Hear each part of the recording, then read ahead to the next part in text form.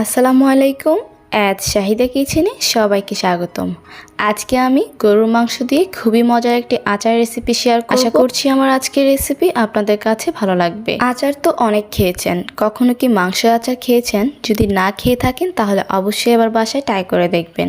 রেসিপিটি ভালো লাগলে চ্যানেলটি সাবস্ক্রাইব করার অনুরোধ রইল। পাশে থাকা বেল বাটনটি অল করে রাখবেন পরবর্তী ভিডিওর নোটিফিকেশন সবার আগে পাওয়ার জন্য। চলে যাচ্ছি মূল রেসিপিতে। আচারটা তৈরি করার জন্য আমি এখানে 1 কেজি পরিমাণে গরুর মাংস নিয়েছি। তারপর আমি এই মাংসগুলোকে এরকম ছোট করে কেটে নিয়েছি।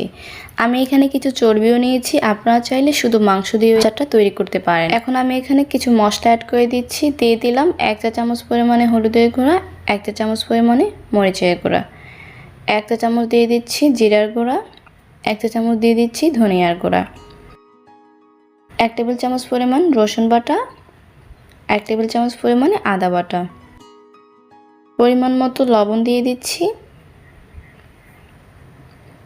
হাফ কাপ পরিমাণে রান্নার তেল। আপনারা চাইলে এখানে রান্নার তেলের পরিবর্তে সরিষার তেলটা ইউজ করতে পারেন, তবে আমি এখানে সয়াবিন তেলটা ইউজ করেছি। এখন আমি সবগুলো মশলাকে হাত দিয়ে খুব ভালো করে মিক্স করে নিচ্ছি। খুব ভালো করে মেখে নিতে হবে যাতে করে মশলাটা মাংসের সাথে খুব ভালোভাবে মিক্স হয়ে যায়।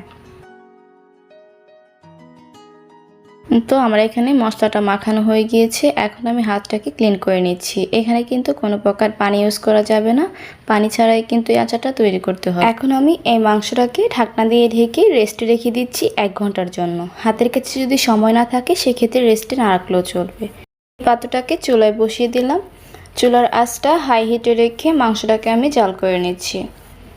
2 মিনিট পর আমি ঢাকনাটাকে খুলে নিচ্ছি। এখন আমি মাংসটাকে উপর থেকে নিচ করে কিছুটা নেড়ে চেড়ে দিচ্ছি।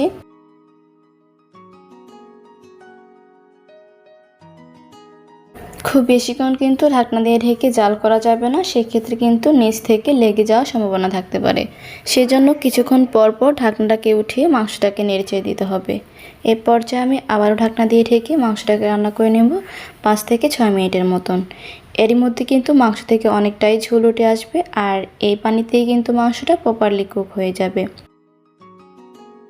ফিরে এলাম 5 মিনিট পর। দেখুন মাংস থেকে অনেকটাই ঝোল উঠেছে, আর এই পানিতেই কিন্তু মাংসটা প্রপারলি কুক হয়ে যাবে। এক্সট্রা কোনো পানি কিন্তু এখানে ইউজ করা যাবে না। এখন আমি মাংসটাকে খুব ভালো করে নেড়ে চেড়ে মিক্স করে দিচ্ছি।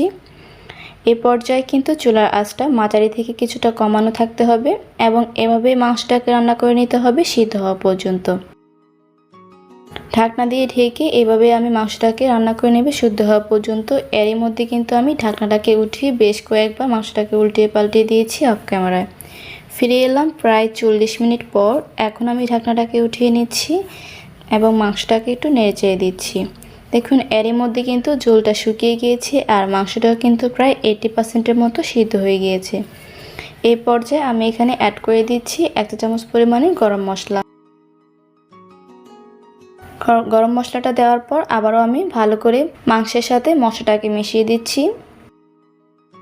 মেশানো হয়ে গেলে এখন আমি এই হাঁড়িটাকে ঢাকনা দিয়ে ঢেকে এক সাইডে রেখে দিচ্ছি। তারপর আমি আচারের জন্য বাগারের প্রিপারেশনটা করে নিচ্ছি। চুলায় একটা প্যান বসিয়ে তার মধ্যে দিয়ে দিচ্ছি হাফ কাপ থেকে কিছুটা পরিমাণে কম সরিষার তেল, আর বাগারটা কিন্তু অবশ্যই সরিষার তেল দিয়ে দিতে হবে। আপনারা চাইলে সম্পূর্ণ রান্নাটাই সরিষার তেল দিয়ে করতে পারেন।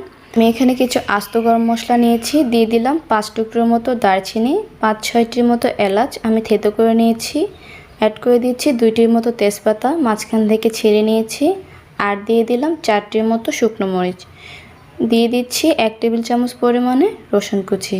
এখন আমি এই সবগুলো গরম মশলাকে খুব ভালো করে ভেজে নিচ্ছি। এই মশলাগুলো কিন্তু খুব বেশি ভাজা যাবে না। যখন খুব সুন্দর একটা ফ্লেভার চলে আসবে আর রসুনটাও কিছুটা হয়ে যাবে, তখন আমি এটাকে নামিয়ে মাংসের পাত্রের উপরে ঢেলে দিচ্ছি। বাগারটা দেওয়ার পর ঢাকনা দিয়ে ঢেকে 1 মিনিটের জন্য অপেক্ষা করছি। এতে করে বাগারের স্মেলটা আচারের মধ্যে খুব ভালোভাবে থেকে যাবে। এখন আমি ঢাকনাটাকে উঠিয়ে খুব ভালো করে মাংসের সাথে বাগারটাকে মিক্স করে দিচ্ছি। এই পর্যায়ে কিন্তু ঘন ঘন নেড়ে চেড়ে দিতে হবে, তা না হলে কিন্তু নিচ থেকে লেগে যাওয়ার সম্ভাবনা থাকবে। এখন আমি এখানে অ্যাড করে দিচ্ছি 5 ফোড়নের গুঁড়া। আপনারা চাইলে এখানে আস্ত 5 ফোড়নটা ইউজ করতে পারেন, কারণ আমি এখানে রেডি মিক্স 5 ফোড়নের গুঁড়া ইউজ করেছি। পাঁচফোড়নের গুঁড়াটা দেওয়ার পর আমি আবারও খুব ভালোভাবে মিক্স করে নিয়েছি। আমি এখানে 1 চা চামচ পরিমাণে পাঁচফোড়নের গুঁড়া দিয়েছিলাম। তারপর আমি এখানে অ্যাড করে দিচ্ছি সিরকা। আমি এখানে প্রায় 1 চামচ থেকে কিছুটা বেশি সাদা সিরকা নিয়েছি। আপনারা যদি খুব বেশি সময় ধরে আচারটা সংরক্ষণ করতে না চান সেক্ষেত্রে সিরকাটা না দিলেও চলবে। সিরকাটা দেওয়ার পর এখন আমি আচারের সাথে খুব ভালো করে সিরকাটাকে মিক্স করে নিচ্ছি। আর এভাবে আমি রান্না করে নেব আরও 2 মিনিটের মতন।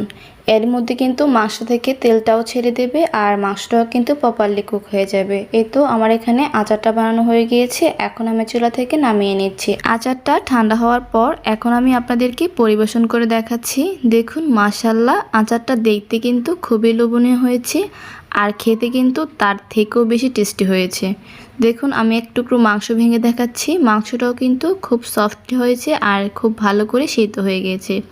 এই পর্যায়ে আপনারা চাইলে যে কোনো কাচের বয়ামে ভরে আচারটা সংরক্ষণ করতে পারেন 5 থেকে 6 মাসের মতন। নর্মাল ফ্রিজে রেখে দিলে এর থেকেও বেশি সময় ধরে সংরক্ষণ করতে পারবেন। আশা করছি আমার আজকের এই গরু মাংসের আচার রেসিপিটি আপনাদের কাছে ভালো লেগেছে। রেসিপি ভালো লাগলে চ্যানেলটি সাবস্ক্রাইব করবেন। যারা পেজ থেকে ভিডিওটি দেখছেন পেজটি ফলো করতে ভুলবেন না। দেখা হবে অন্য কোনো রেসিপি নিয়ে। আজকের মতো বিদায় নিচ্ছি। আল্লাহ হাফেজ।